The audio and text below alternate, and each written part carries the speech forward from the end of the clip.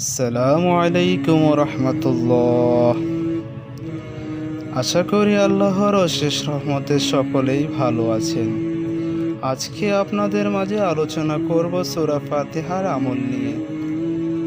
সূরা ফাতিহাকে রাসূল সাল্লাল্লাহু আলাইহি ওয়াসাল্লাম সমগ্র রোগের মহা ঔষধ বলেছেন।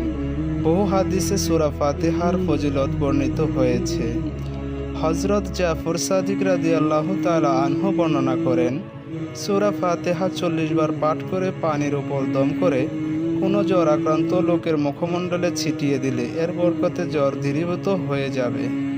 ফজরের নামাজের সুন্নত ও ফরজ নামাজের মধ্যবর্তী সময়ে 41 বার এ সূরা পাঠ করে চোখে ফু দিলে চোখের ব্যথা দূর হয়।